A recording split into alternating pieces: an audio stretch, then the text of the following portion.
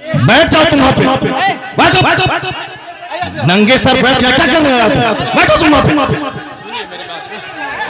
मेरी बात सुन। क्या तुम्हारी बात सुनो? बैठो तुम, क्या बैठे? बैठ जाओ तुम। ये क्या कवाली की महफिल है? कवाली की महफिल है? ऐसे जलील नहीं किया जाता। कवाली की महफिल है ये? मुफ्ती साहब कवाली है ये? कवाली थी वो, ऐसे जलील नहीं किया जाता है। बैठे हुए थे, कवाली थी वो, कवाली थी वो, नहीं वो कवाली थी वो। कवाली में आप तो रुके हुए थे। बैठ जाओ सब, बैठ जाओ सब, बस भाई इस्लाम करने के लिए बैठा हुआ हूँ। बैठ जाओ, बैठ जाओ। नहीं वो गलत है, जो कुछ हुआ वो गलत है, जो कुछ हुआ वो गलत है, जो कुछ हुआ वो गलत है, नहीं है। हाँ हाँ, क्या यहाँ वो नाच को सुनना चाहता है? वो नाच को सुनेगा, वो नाच को सुनेगा, नाच को सुनाओ। दीनी मजलिस में नाच कराओगे तुम? बैठ बैठ।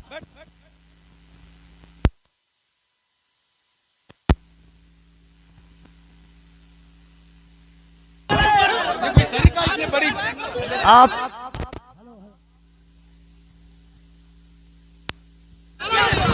हेलो हेलो, जब मुफ्ती साहब को मालूम था कि शब्बीर बरकाती आ रहे हैं तो मुफ्ती साहब को आना ही नहीं चाहिए था, यहाँ आना ही नहीं चाहिए था। सर आपको ऐसे जलील नहीं किया जाता मुफ्ती साहब, ऐसे जलील नहीं किया जाता है किसी को, ये इस्लाम नहीं है।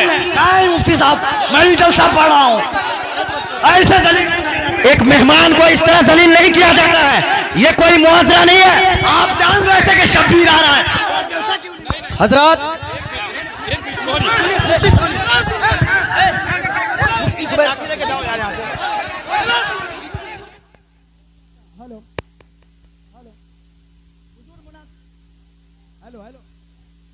हेलो बैठिए आप लोग। हेलो हेलो, शांति हो जाइए, शांति हो जाइए, बैठिए बैठिए, शांति रखिए, बस बस बैठिए आप लोग, बैठिए, शांति बनाइए आप लोग, पहले शांति बनाइए। हेलो हेलो हेलो, माइक आप लोगों के हुआ, हम इससे बरी हैं। कल मत कहना कि मौलाना शहरियार बैठे हुए थे उनके सामने मुजरा हुआ। ये क्या चीज है?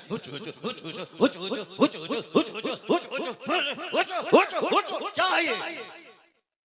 क्या है ये? तुम लोग कल दियोबंदी हो जाओगे, मैं दावे से कहता हूं। और दियोबंदी कल मजाक उड़ाएगा पूर्णिया का। तुम्हें मालूम है कि आसपास में सारे गैर मुकल्लिद हैं, ये सब कल मजाक उड़ाएंगे बरेलवियों के जलसे का। कहेंगे बरेलवियों का जलसा ये होता है, बरेलवियों का जलसा यही होता है। क्या चीज है? क्या ये नाथखानी है? यही नाथखानी है। ये इको हटा दो, उसके बाद क्या? इको तुम हटा दो, मेरे मदरसे का बच्चा इससे अच्छी नात पढ़ता है, अरबी कॉलेज का बच्चा इससे अच्छी नात पढ़ता है। हुचुड़ हुचुड़ का नाम नाथखानी है। क्या किया तुमने? सुन्नियत को बदनाम किया, बरेलवियत को बदनाम किया, मसलक आला हजरत को बदनाम किया। इसी का नाम जलसा है, इसी का नाम कॉन्फ्रेंस है, इसी का नाम सीरत का जलसा है। वो तो हम फंस गए मजमे में, हम बैठ गए, मुफ्ती जुबैर साहब भी फंस गए जो मजमे में बैठ गए। हम अपनी बराअत का इजहार करते हैं जो कुछ हुआ। मुफ्ती साहब किबला भी अपनी बराअत का इजहार करते हैं, ताकि कल मत बोलना कि मनाज़िर अहले सुन्नत काज़ी सीमांचल बैठे हुए थे, उनके सामने मुजरा हो रहा था। हम लोग इससे बरी हैं। अगर रास्ता होता निकलने का तो हम निकल गए होते, वो रास्ता नहीं था, भीड़ की वजह से हम कुचल जाते, इसलिए हम नहीं निकले, मुफ्ती साहब भी नहीं निकले। बाकी रात के कितने बज रहे हैं? 2:10। कितने बज रहे हैं? टाइम देखो तुम, रात के 2:10 हो रहे हैं, 2:10 हो रहे हैं। मालूम है क्या हुआ इसमें? पब्लिक का चंदा इसीलिए हो रहा है। बैठ जाओ, अगर बिहार की इज्जत प्यारी है तो बैठ जाओ, अगर पूर्णिया की इज्जत प्यारी है तो बैठ जाओ। ये डांस करने के लिए जलसा होता है, चंदा होता है, बैठ जाओ सब। नाथखानी वो नहीं है जो तुमने सुनी है, नाथखानी वो नहीं जो तुमने सुनी है। भीड़ जुटाने का नाम जलसा है क्या? बैठ जाओ सब। अब अगर नात तुमने सुनी थी, उसको तुमने नात कहा था अपने हिसाब से, तो तकरीर कौन सुनेगा? कुरान की बात कौन सुनेगा? हदीस की बात कौन सुनेगा? इस्लामी तालीमात के बारे में कौन सुनेगा? अगर तुम ना सुने थे, बैठे रहते, तकरीर सुनते, तब होता कि चलो भाई पूर्णिया के लोगों ने नात भी सुनी और तकरीर भी सुनी। अभी वो बैठने जा रहा है कि तुम सब उठ के भाग रहे हो। तुम्हारी वजह से हम लोगों की बेइज्जत और बदनामी होती है। बिहारी एक गाली बन के रह गया। जैसे कारोबार के एतबार से सारे लोग यहाँ से भीड़ लगाते हैं पंजाब दिल्ली में, वो तो अलग बात है। मजहबी तौर पर भी बिहारी एक गाली है। जिसका हम हाथ चूमते हैं, जिसका हम पैर चूमते हैं, वो हमारे जलसों की हरकतों को बयान करते हैं। वहां तकरीर नहीं होता। अभी मैं 4 दिन पहले हैदराबाद में था, वहां मेरी 2 घंटे की तकरीर हुई। एक बंदा नहीं उठा, सारे लोग गौर से तकरीर सुनते रहे। पुलिस वाले खड़े होकर तकरीर सुनते रहे, जबकि वहां कोई परमिशन नहीं था। लेकिन वो सारे लोग गौर से इस्लाम सुनते रहे, इस्लाम सीखते रहे। ये है तकरीर, ये है मुसलमानों का इस्लामी जज्बा। ये क्या है? बस हुचुड़ हुचुड़ सुने और भाग गए। ये कोई तरीका है क्या? ये कोई तरीका है क्या? यही नात हो गई क्या? नहीं, मैं उससे बरी हूं। मैं कतान कभी नहीं पसंद करता हूं इस तरह की नात खाने को। जो कुछ हुआ गलत गलत गलत। अब अगर जरा भी गैरत मौजूद है तो बैठ करके थोड़ी देर तकरीर सुन लो, कुरान हदीस की बात सुन लो जरा के बाद। और जो सारे लोग जोर से बोले दरूशी पढ़े, अल्लाहुम्मा सल्ली अला सय्यदना व मौलाना मुहम्मदिन मअदनिल जूद वल करम व आलिहि व बारिक व सल्लिम सलातन व सलामन अलैका या रसूल अल्लाह। इस तरह की मजलिसों से जब कुरान पाक की तिलावत होती है, कुरान पाक की तिलावत होनी चाहिए 1 घंटा, ताकि मुसलमानों का सीना हिल जाए, इनकी आंखें आंसू बहाएं। यहाँ कुरान पाक की तालीम के लिए मदरसा कायम होता है। मदरसे के जलसे में कुरान पाक की तालीम पे फोकस दिया जाता है। तो हमारे जलसे भी इस्लामिक इन्वायरमेंट में होते हैं। यहाँ मुस्तफा की हदीस सुनाई जाती है। ये बता दे कि तुम लोग यहाँ क्या सुनने के लिए आए थे? ये नंगे सर क्यों आए थे? क्या करने आए थे? सिर्फ शबीर बरकाती को सुनने आए थे? यहाँ जिसके साहब मर्तबे का ये आलम है कि बड़े बड़े उलमा जिनका हाथ चूमते हैं, उनकी कोई इज्जत नहीं है। और तुम साहब एक दुनियादार आदमी की ना सुन रहे हो। तुम्हें मालूम है तुम्हें क्या सब हो रहा है? तकरीर सुनो, हदीस सुनो और अपने स्टेट और अपने डिस्ट्रिक्ट को बदनाम मत करो। ये जलसा है, कव्वाली की महफिल नहीं है। यहाँ कुरान पाक की तिलावत होती है। आधा घंटा तक कुरान पाक की तिलावत होनी चाहिए। सरकार दो जहां सलाम की हदीस पाक की रिवायत होनी चाहिए। इस्लामी तारीख बयान करनी चाहिए। अब जलसा शुरू हो रहा है, यहाँ से गौर से सुनो। अल्लाह तबारक व तआला हमको और आपको सारे मुसलमानों को जलसे की कद्र करने की तौफीक अता फरमाए। जरा एक बार जोर से बोलो सुभान अल्लाह। हाथ उठा के बोलो ला इलाहा इल्लल्लाह मुहम्मदुर रसूलुल्लाह सल्लल्लाहु अलैहि वसल्लम। कुंतुम खैर उम्मतिन उखरिजत लिन्नास तअमुरूना बिल मारूफ व तनहौना अनिल मुनकर। तुम बेहतरीन उम्मत हो, तुम बेहतरीन उम्मत हो जो लोगों की तरफ भेजे गए हो। और तुम्हारी ड्यूटी है नेक राह पे चलना, नेकी का पैगाम देना। और तुम्हारी ड्यूटी है बुराइयों से रोकना। ज़कात, आपके खैरात, आपकी खैरात, आपके सदकात का क्या हमने इस्तेमाल किया? वो इसीलिए है साहब, नाते पाक पढ़ना इसीलिए है ताकि हमें मुस्तफा से मोहब्बत है। वरना सिर्फ नाते पाक पढ़ना ही हमारी गर्ज़ो क़ायस नहीं है। हमारा मकसद हयात है अल्लाह की इबादत करना। अल्लाह की इबादतों में क़यामत के दिन ये सवाल ही नहीं होगा कि तुमने नात पढ़ी या नहीं पढ़ी। सबसे पहला सवाल होगा, हुजूर फरमाते हैं इन्ना अव्वल मा युहासबु बिहिल अब्द यौमल क़यामति सलात। क़यामत के दिन सबसे पहला सवाल नमाज का होगा। फातिहा अच्छी चीज है मगर नमाज उससे बड़ी चीज है। जलसा जुलूस अच्छा काम है मगर नमाज पढ़ना उससे सबसे बड़ा काम है। मज़ारात की हाजिरी अच्छा काम है मगर उससे बड़ा काम है नमाज पढ़ना। सरकार आला हजरत का जो मसलक है वो मसलक यही है कि हाँ, नफ्ल को नफ्ल का दर्जा दिया जाए, फर्ज को फर्ज का दर्जा दिया जाए, वाजिब को वाजिब का दर्जा दिया जाए। ऐसा नहीं कि नफ्ल को फर्ज बना दिया जाए, ऐसा नहीं कि साहब जो गैर जरूरी है उसको जरूरी का दर्जा दे दिया जाए। मसले के आला हजरत यही है कि फातिहा नफ्ल है, नफ्ल की हैसियत हो। जुलूस नफ्ल है, जुलूस से मोहम्मदी की नफ्ल की हैसियत रहे। और मज़ारात की हाजिरी नफ्ल है, उसकी हैसियत नफ्ल ऑप्शनल की होनी चाहिए। सबसे पहला जो फर्ज आजम है वो नमाज है। फर्ज आजम नमाज है, दूसरा सबसे बड़ा फर्ज व रोजा है, एक फर्ज आजम ज़कात है, एक फर्ज हज है। ये बेसिक चीजें हैं। कयामत के दिन सवाल नमाज का होगा, कयामत के दिन सवाल रोजे का होगा, कयामत के दिन सवाल हज का होगा, कयामत के दिन सवाल ज़कात का होगा, कयामत के दिन सवाल अखलाक का होगा, कयामत के दिन सवाल फराइज़ व वाजिबात का होगा। नवाफिल का सवाल नहीं होगा। अगर नवाफिल फर्ज के साथ मिल जाएं तो फिर उसका दर्जा और बुलंद हो जाएगा। लेकिन फर्ज को छोड़कर नफल बेवजन है, फर्ज को छोड़कर नफल खसो खाशाक की तरह है।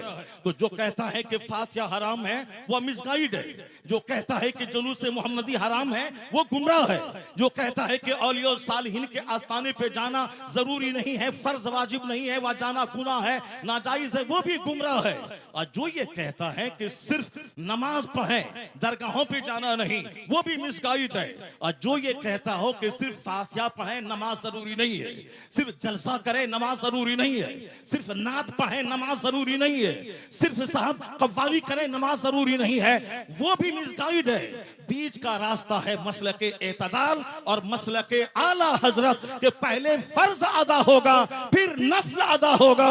यहाँ नमाज भी अदा होगी, नियाज भी अदा की जाएगी, नमाज भी पढ़ी जाएगी, मज़ारात पे हाजिरी भी होगी, नमाज भी पढ़ी जाएगी, जुलूस मोहम्मदी भी निकाला जाएगा। ये फर्ज और नफल या दोनों मिलकर सीधा रास्ता जन्नतुल फिरदौस लेके जाएगा। नारे यही मसलके आला तकबीर, हजरत है, नारे रिसालत, यही मसलके आला हजरत है। इसी का नाम मसलके अहले सुन्नत व जमात है।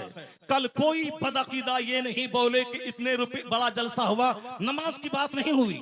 मैं नमाज की वकालत करता हूं कि नमाज के बगैर जलसा बेवजन है, नमाज के बगैर फातिहा बेवजन है, नमाज के बगैर साहब जुलूस मोहम्मदी बेवजन है। इसलिए कि कोई नफल कबूल नहीं होता। आला हजरत ने लिखा है जब तक के फर्ज न अदा हो।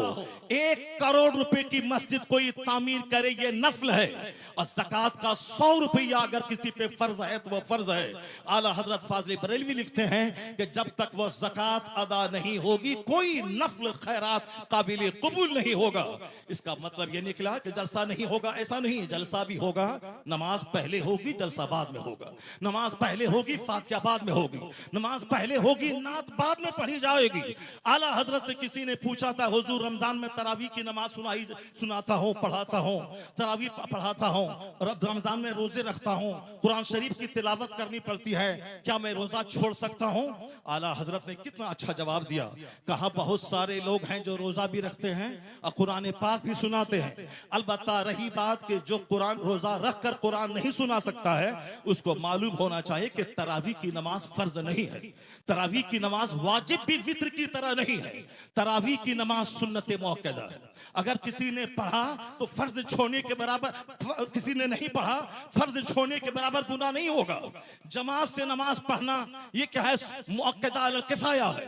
अगर जमात मस्जिद में तरावी की हो गई और फिर सारे लोग अपने घर में कुछ लोग पढ़ लिए, घर में पढ़ने वाला मुजरिम नहीं होगा। लेकिन अगर जोहर की जमात छोड़ दिया वो मुजरिम होगा। कहते हैं कि जो चीज फर्ज है रोजा, उसको छोड़कर ये तरावी की बात कर रहा है। बेहतर यही है कि वह तरावी अगर नहीं सुना सकता है, अलम तरा कैफा से लेके कुल बिरब्बिन नास तक, इसको पढ़ के अपनी तरावी पढ़ ले, मगर रोजा न छोड़े, क्योंकि रोजा फर्ज है, तरावी की नमाज सुन्नत है।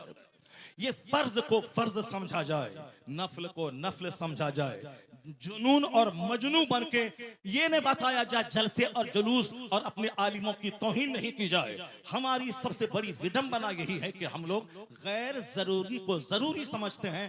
अल्लाह पर विश्वास करें, अल्लाह रब्बुल इज्जत ही इज्जत देने वाला, वही बंदों को जलील करने वाला, वही मदरसों को तरक्की देने वाला, वही लोगों के दिलों में अल्लाह ही मोहब्बत डालने वाला है। बेशुमार लोगों ने बड़े बड़े जलसे किए, मदरसे में तालीम नहीं हुई, वह मदरसा उजड़ गया। मैंने मुख्तसर सी जिंदगी में इसको देखा है। लेकिन जिन लोगों ने मेहनतें की, 5 साल के बाद जलसा किया, और अगर अच्छे अच्छे आलिम, अच्छे हुफ्फाज उन्होंने दिया, उसके पास बच्चों के रखने की जगह नहीं है, इतने बच्चे हैं कि वो रख नहीं सकता है। असल क्वालिटी इल्म की है, असल क्वालिटी है आप बच्चों को अच्छी तालीम दीजिए, एजुकेशन दीजिए, न कि बहुत बड़ी भीड़ भाड़ जुटा करके और अपने मदरसे को फरोग दिए। मदरसा फरोग पाता है इल्म से। मैं तमाम सुन्नी मदारिस के लोग जिम्मेदारों से कहता हूं, तालीम पे फोकस दें, दरसगाह पे फोकस दें, अच्छे आलिम को रखें, अच्छे उफाज को रखें। अगर एक बच्चा फारिग हुआ, अगर सही ढंग से कुरान सुनाया, तो सारे लोग यही कहेंगे ये बता दे तू किस मदरसे में पढ़ा है, वो तेरा उस्ताद कौन है। यानी वही एक बच्चा आपका सबसे बड़ा प्रचारक हो जाएगा। वही एक बच्चा आपके मदरसे की खूबियों को दूसरों के सामने एग्जीबिशन करने वाला एक जबरदस्त अलमबरदार हो जाएगा। आपने 10 बच्चों को आपने निकाल दिया और क्वालिटी उसमें नहीं है, वह जहां भी जाएंगे मदरसों को बदनाम करेंगे कि किस उस्ताद ने तुझको पढ़ाया है, किस मदरसे में तुमने पढ़ाया है। क्वालिटी पे जोर देना। बस आखिरी बात सुन ले, अभी मुसलमानों के चेहरे पे हवाइयां उड़ रही हैं कि हमारा मुस्तकबिल कैसा है, हमारा फ्यूचर कैसा है, हमारा आने वाला दिन कैसा है। आपको मैं यकीन दिलाता हूं कि इस्लाम का आने वाला दिन इतना सुनहरा है कि कोई दिन ऐसा नहीं गुजरता जिस दिन कोई पढ़ा लिखा आदमी कलमा पढ़ के मुस्तफा का गुलाम न बनता हो। कोई दिन ऐसा नहीं गुजरता जिस दिन अमेरिका जैसे हाईली क्वालिफाइड और तरक्की याफ्ता मुल्क का कोई एक दानिश्वर कलमा पढ़ के मोमिन न होता हो। या जोश में ये बातें नहीं बोली जाती हैं, बल्कि ये बातें दलाइल और प्रूफ के साथ की जाती हैं। आप अगर पढ़े लिखे आदमी हैं, हमारे बच्चे स्कूल कॉलेज में पढ़ते हैं, मैं उन बच्चों को कहता हूं, एक नाम आपने सुना होगा जॉन डी रॉकफेलर का। हमारे शेख बैठे हुए हैं, शेख का दौरा लंदन होता है, हमारे हजरत का दौरा अमेरिका होता है, हमारे हजरत का दौरा अफ्रीका होता है। वह सारी दुनिया के हालात से बाखबर है। मैं अपने शेख को कहता हूं कि जॉन डी रॉकफेलर वह दुनिया का सबसे पहला अरबपति। आज की तारीख में बेशुमार अरबपति हैं, टाटा, बिरला, जिंदल, मित्तल, अडानी, अंबानी, ये सारे के सारे अरबपति हैं। लेकिन जॉन डी रॉकफेलर वह दुनिया का सबसे पहला अमेरिका का अरबपति, बिलियनियर यानी अरबपति, जिनके पास खरबों की दौलत थी। 53 साल की उम्र में वो खरबपति बीमार हो गया। बीमार होने के बाद अब उनको लगा कि अब जैसे कि मैं मर जाऊंगा। जब मर ही जाऊंगा, अक्सर आजकल ये डिप्रेशन का मर्ज बढ़ रहा है औरतों में भी और मर्दों में भी। औरतें भी कहती हैं कि अब मुझको ऐसा लगता है कि मैं मर जाऊंगा। मर्द भी कहते हैं कि थोड़ा सा बीमार हुआ, बुखार हुआ और लगता है कि जैसे कि अब मैं मर जाऊंगा। ये मरने की बातें तो अब ठीक है, अच्छी बात है, मैं मर जाऊंगा, लेकिन मरने के बाद जहां जाऊंगा वहां के लिए तो काम बढ़ा देना चाहिए, वहां की इबादत बढ़ा देनी चाहिए। सिर्फ खौफ है कि मेरे बच्चों का क्या होगा, मेरी बच्ची का क्या होगा। नहीं, अक्लमंद वो है जिसको लगे कि अब मैं मर जाऊंगा तो उसको इबादत बढ़ा देनी चाहिए, सजदा बढ़ा देनी चाहिए, तिलावत बढ़ा देनी चाहिए, गुनाहों से सच्ची तौबा बढ़ा देनी चाहिए। ये होना चाहिए, ना कि साहब बाल बच्चों के खौफ में मौत से घबराना चाहिए। वमन यतवक्कल अलल्लाहि फहुव हस्बुह, जो अल्लाह पे भरोसा करता है अल्लाह उसके लिए काफी होता है। कुरान में आया है, ला तक़तुलू औलादकुम खश्यता इमलाक, गरीबी के डर से बच्चों को कत्ल मत करो, मैं तुझे भी रोजी देता हूं, तेरे बच्चों को भी रोजी दूंगा। रोजी देने वाला अल्लाह है। वो अमेरिका का खरबपति, उसने सोचा कि अब जब मुझको मर ही जाना है तो अब क्यों नहीं सदका तो खैरात करके मैं मरूं। अपनी दौलत का एक बड़ा पार्ट मेडिकल एक्सपर्ट के खर्च पे उन्होंने डोनेट किया कि नई नई बीमारियां और उसके इलाज और ट्रीटमेंट दरियाफ्त करने के पीछे मेरी दौलत का एक बड़ा हिस्सा खर्च होगा। उन्होंने एक स्कूल बनवाया, गरीबों, मिस्किनों, माजूरों, बेवाओं के बच्चे स्कूल में पढ़ेंगे, फ्री तालीम। उन्होंने एक बहुत बड़ा हिस्सा अपनी दौलत का हॉस्पिटल पे वक्फ किया। यहाँ गरीबों, मिस्किनों, माजूरों, कम पैसे वालों का इलाज होगा। यानी अपने पैसे को गरीबों के लिए, सोशल वेलफेयर के लिए, चैरिटी के लिए उन्होंने दरवाजा खोल दिया। उसको ऐसा महसूस हुआ 2-3 महीने के बाद कि अंदर से उसका कैंसर का जख्म हल्का हो रहा है। ये द टाइम्स ऑफ इंडिया जो हिंदुस्तान का अंग्रेजी अखबार है। हमारे बच्चे तो एमए करने के बाद भी एक जुमला अंग्रेजी नहीं बोलते हैं। जिसको होना था डीएम वो चपरासी की भी नहीं बन पाए, जिनको होना था साइंटिस्ट वो गली कूचे का दिल फेंक आशिक बन गया। अमेरिका का यहूदी 1-1 मिनट का सही इस्तेमाल करके दुनिया को माइक्रोफोन दे, दुनिया को हवाई जहाज दे, और हमारे वो बच्चे जिसके पास थी मेरिट डीएम बनने की, वह सिर्फ मोबाइल चला चला करके वो बच्चे हमारे गली कूचे के दिल फेंक आशिक बन गए, किसी काबिल नहीं रहे। एक बच्चा हिंदुस्तान का अगर आईएएस ऑफिसर बनता है तो 40 करोड़ मुसलमानों का कलेजा ठंडा हो जाता है। वह कमा के अपने बाप को देगा, मगर नाम पूरी मुस्लिम सोसाइटी का होता है। हमारी मेजॉरिटी हमारे नौजवानों की मोबाइल चला चला के डीएम तो नहीं बनी, अलबत्ता अपनी जवानी में आग लगा दी, अपनी सोच और फिक्र में आग लगा दी, अपनी अपनी अपनी सेहत को तबाह बर्बाद कर दिया, अपने खानदान की नाक मिट्टी में मिला दी। मोबाइल का इस्तेमाल जरूरतन हो, 24 घंटे उसमें घुस के न रहे। टॉयलेट का इस्तेमाल जरूरत हो, 24 घंटे टॉयलेट में घुसने वाला तबाह बर्बाद हो जाएगा, सेहत खत्म हो जाएगी। यहूदी एक एक मिनट को कीमती समझते हैं तो जलील कौम दुनिया में सबसे मालदार कौम है। जबकि नमाजों की पाबंदी हमें वक्त की कदर सिखाती है, जबकि सहर और इफ्तार का सिस्टम वक्त की कदर सिखाता है, जबकि ज़कात का मैनेज हमें एक एक मिनट को कीमती समझने का पैगाम देता है। 1 मिनट पहले दाना हलाल, 1 मिनट के बाद दाना हराम, ये हमें पंक्चुअलिटी सिखाता है। मगर अक्ल रहे तब न इन बातों पे हम गौर करें। हमारे पास तो गुस्सा बहुत ज्यादा है, हमारे पास जज्बात बहुत ज्यादा है, हमारे पास छोटी फिक्री की वजह से हम जो लायक थे उस लायक नहीं बन पाए। अमेरिका का खरबपति, उन्होंने दौलतों का एक बड़ा हिस्सा स्कूल पे, हॉस्पिटल पे, गरीबों के राशन के किट पे और मेडिकल एक्सपर्ट की टीम बैठा के, ताकि नई बीमारियों का इलाज खोज करने के लिए वह टीम खास रहे। उनको ऐसा लगा जब से वह चैरिटी सदका तो खैरात का काम शुरू किया, अंदर से उसके बदन का जो कैंसर था उसका मर्ज दूर होने लगा। 4 महीने के बाद उन्होंने टेस्ट करवाया, उसके अंदर का कैंसर खत्म हो चुका था। अब वो शख्स दुनिया वालों को बताया कि दुनिया वाला गवाह रहे, दुनिया वाला गवाह रहे कि चैरिटी से बीमारी का इलाज होता है, सदका से बीमारी का इलाज होता है, खैरात से बीमारी का इलाज होता है। उन्होंने कहा खैरात से बीमारी का इलाज, बीमारी के इलाज के जितने तरीके हैं उसमें सबसे बड़ा तरीका यह भी है कि चैरिटी और खैरात से बीमारियों का इलाज होता है। सदका तो खैरात से मरीज सेहतमंद होते हैं, सदका तो खैरात से मरीज सेहतयाब होते हैं, सदका तो खैरात से मरीज सेहतयाब होते हैं। उन्होंने सारी दुनिया को बताया। हमारे शेख आ गए, एक दूसरे शेख की आमद हो गई, जो बरकाती खानवादे के शेख हैं वो आ गए और शहजादे आला हजरत यहाँ बैठे हुए हैं। बस मेरी गुफ्तगू खत्म होने वाली है, उसको गौर से सुनेंगे तो हम पूरे हिंदुस्तान में जाते हैं, पूरे मुसलमानों का दर्द सीने में मौजूद है, कहाँ क्या हालात हैं वहां उस हालात का मुशाहिदा करते हैं। तो हम अपने गुस्से के मुजाहरे के लिए नफ्स की तस्कीर की खातिर नहीं देते हैं, सिर्फ मिल्लत के लिए, कौम के लिए, मसलक के लिए हम अपने लोगों के सामने अपनी कमजोरी बयान करते हैं। जरा गौर से सुने, जब उन्होंने खरबपति ने कहा कि मेरा मर्ज अच्छा हुआ, इलाज के जितने तरीके हैं, एलोपैथिक, होम्योपैथिक, साहब जड़ी बूटी, आयुर्वेद, सब तरीके हैं इलाज के, मगर सदका तो खैरात इलाज का एक जबरदस्त तरीका है। तो जो बात जॉन डी रॉकफेलर ने आज कही, यही बात मुस्तफा ने 1400 साल पहले कही थी कि दावू मरदाकुम बिस्सदका व हस्सनु अमवालकुम बिज़्ज़कात। मुस्तफा ने कहा अपने मरीजों का इलाज सदका करके क्या करो। तो आज 1400 साल के बाद अमेरिका का खरबपति अपने तजर्बे से दुनिया को बताया कि सदका से एक बीमार ठीक होता है। जो बात मुस्तफा ने 1400 साल पहले कही, वो अमेरिका का क्रिश्चियन जाती तजर्बे से बता दिया कि मुस्तफा का कौल सच्चा है, मुस्तफा का मजहब सच्चा है और खैरात से इलाज होता है। तो आज जैसे दानिश्वरों के बीच मुस्तफा की हदीस की सदाकत सामने आ रही है, कलमा पढ़ने वालों की तादाद में जबरदस्त इजाफा होता चला जा रहा है। इस्लाम कभी खतरे में नहीं था और आज भी खतरे में नहीं है।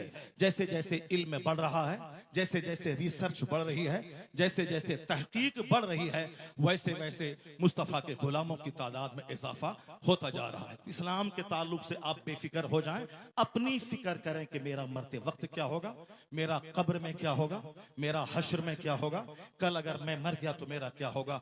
इस्लाम के बारे में ज्यादा फिक्र करने की जरूरत नहीं है। इस्लाम बहुत जिंदा और ताबिंदा मजहब है। पूरी दुनिया के हर गोशे में, हर खित्ते में इस्लामी चिराग रोशन हो रहा है। जितने भी लोगों ने इस्लाम का चिराग बुझाना चाहा वो सब बुझ गए, उनकी इज्जतें मिट्टी में मिल गई, उनके आबा अजदाद दुश्मनी की आग में जलकर मिट्टी में मिल गए। इस्लाम मुस्कुरा रहा है, मदरसा मुस्कुरा रहा है, मस्जिदें मुस्कुरा रही है, अजान मुस्कुरा रही है, हमारे मशाइख के चेहरे की दाढ़ियां, उनके सरों की पगड़ियां मुस्कुरा रही हैं। कभी इस्लाम खतरे में नहीं था और आने वाले वक्त में भी जैसे जैसे इल्म का उजाला फैलेगा मुस्तफा के गुलामों की तादाद में इजाफा होता चला जाएगा। है नूरे खुदा कुफ्र की हरकत पे खंदाजन, फूकों से यह चिराग बुझाया न जाएगा। अल्लाह तबारक व तआला मदरसा गौसिया सिराजुल उलूम को सलामत रखे, मौलाना कसीमुल हक साहब को सलामत रखे, उनके मदरसे की मोहब्बतें इलाके के सारे मुसलमान के दिलों में अता फरमा दें। यहाँ के सारे मुंतज़मीन, अरकान और तमाम पढ़ने वाले बच्चे, सारे असातिज़ा सबों को इखलास के साथ दीनी खिदमत करते रहने की तौफीक अता फरमाए। हमारे शेख को अल्लाह लंबी उम्र अता फरमा दे।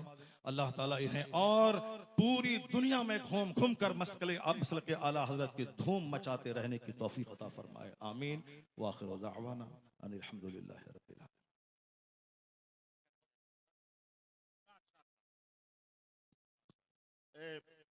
मौलाना ने सजाया बड़ी मेहनत और काबिज से।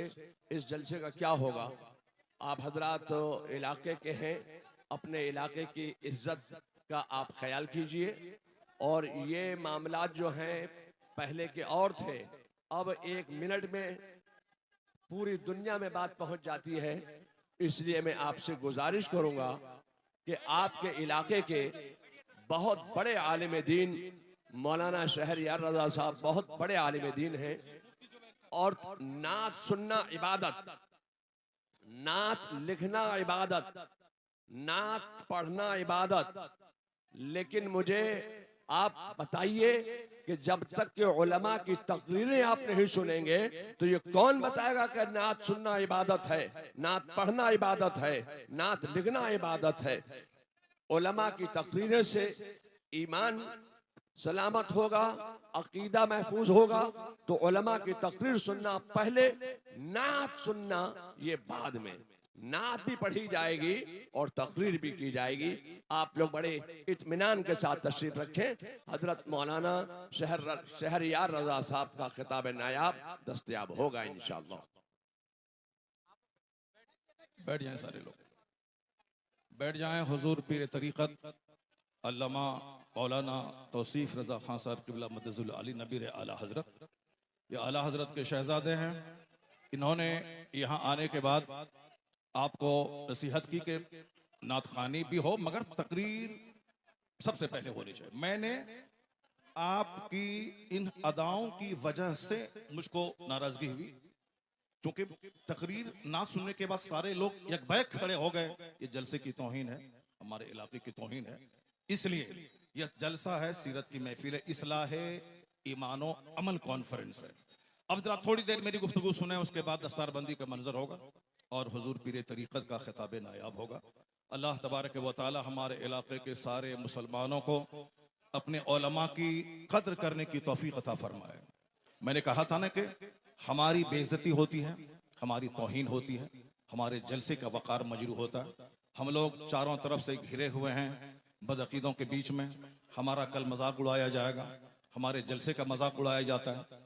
तो हमें सिर्फ आपकी इन अदाओं की वजह से तकलीफ होती है कि मैंने कहा ना कि जिस तरह आपने नात सुनी थी उसी तरह बैठ के आप 1 घंटे की तकरीर सुन लेते, ताकि पूरे हिंदुस्तान के लोग जानते कि वहां नात भी सुनी जाती है और तकरीर भी होती है। अब जरा गौर से सुनिए, हमारे ताल्लुक से कुरान शरीफ में कहा गया है कि कुंतुम खैरा उम्मा, तुम बेहतरीन उम्मत हो, लोगों की तरफ भेजे गए हो। तुम्हारी ड्यूटी है खुद नेक बनना, दूसरों को नेक बनाना। तुम्हारी ड्यूटी है खुद बुराइयों से बचना, दूसरों को बुराइयों से बचाना।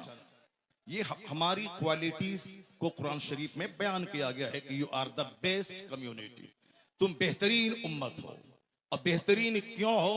इसीलिए हो कि तुम्हारा काम ही है नेक बनना, दूसरों को नेकी का पैगाम देना।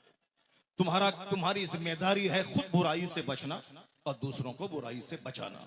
दूसरे लोग खाने पीने पैदा हुए हैं, दूसरे लोग मौज मस्ती करने पैदा हुए, दूसरे लोग शराब पिए, बदकारी करें, सूद खाएं, उससे क्या मतलब है? उसको मरने के बाद हिसाब किताब का कोई खौफ ही नहीं है। ये सारी बातें हम मुसलमानों को सोचना है। सरकार दो जहां की हदीस है कि ला तज़ूलु क़दमा अब्दिन हत्ता युसअल अन अर्बईन। आका फरमाते हैं कि क़यामत के दिन बंदे का पांव अपनी जगह से 1 इंच नहीं हटेगा, 1 इंच नहीं हटेगा जब तक के 4 चीजों का उससे सवाल न हो जाए, जब तक के 4 चीजों का उससे सवाल न हो जाए। सबसे पहला सवाल होगा अन उमरिही फीमा अफना, यानी अपनी यह कीमती जिंदगी तुमने किस काम में गुजारी। ये तो हर मुसलमान को समझना होगा कि हम अपना बहुमूल्य जीवन सर से लेके पांव तक महासंख्यों रुपए से ज्यादा कीमती पार्ट्स अल्लाह ने दिए। जो लोग गूंगे हैं, बात नहीं कर सकते, उनको देखने के बाद अपनी जबान की अहमियत समझें। जो लोग अंधे हैं, देख नहीं सकते, उनको देखने के बाद अपनी आंख की अहमियत समझें। जो लोग पागल हैं, समझ नहीं सकते, उनको देखने के बाद अपनी अक्ल की अहमियत समझें।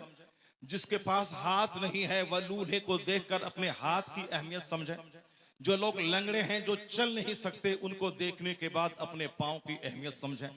जो अरबों में खेलने वाले 2 रोटी खा के पचा नहीं सकते, उनको देखकर 10 रोटी खाने के बाद पचाने की जो मशीन अल्लाह ने पेट की शक्ल में दी है, उसका महत्व समझें।